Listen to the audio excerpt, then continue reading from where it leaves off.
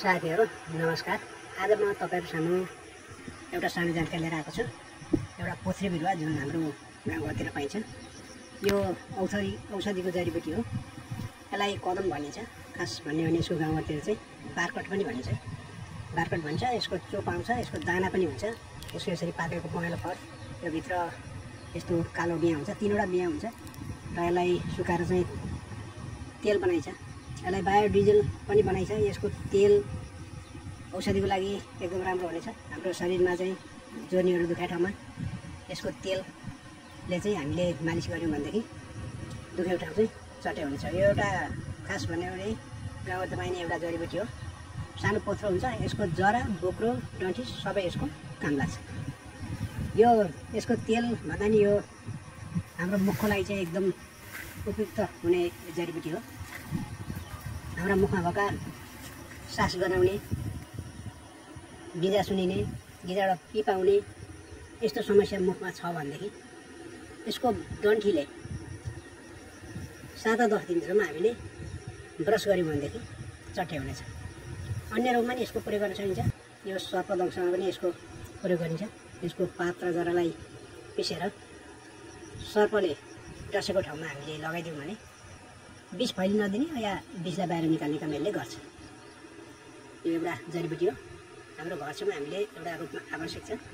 पत्ता यस्तो हुन्छ, डन्ठी यो सेतो सेतो हुन्छ। यसको बोक्रा सबै प्रयोग गर्न सकिन्छ, पत्ता पनि प्रयोग गर्न सकिन्छ।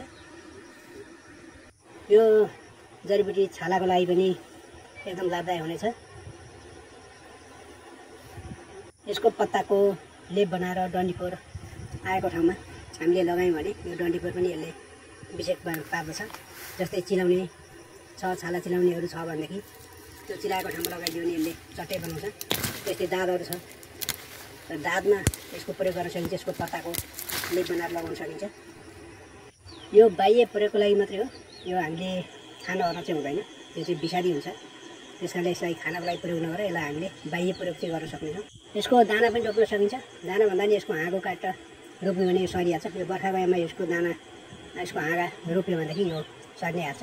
यसलाई यो जस्तो ठाउँमा नि हुने हुँदाखेरि यो एउटा बिरुवा हामीले गाउँघरमा अथवा घर छेउमा हामीले राख्न आवश्यक छ।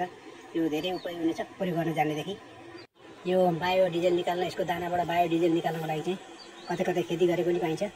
यसको दानाबाट चाहिँ तेल आउँछ। यो अहिले महिना जुन यो असारको महिना भयो, जेठ असार भनौँ, यति बेला चाहिँ पाक्न थालेको छ।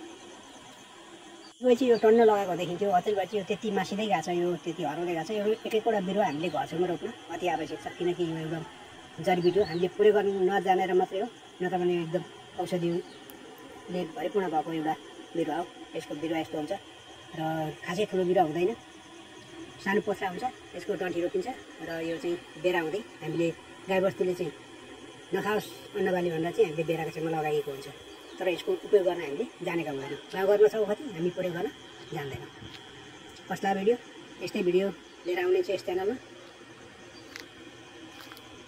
च्यानलका भिडियो पहिलोचोटि हेर्नुहुन्छ भने च्यानललाई सब्सक्राइब गर्न नबिर्सनु होला। खेतीपाती कुरा सम्बन्धी जानकारी अथवा यस्तै जडीबुटी सम्बन्धी जानकारी यस च्यानलमा पाउनुहुनेछ। हवस् त, बिदा हुन्छु। नमस्कार।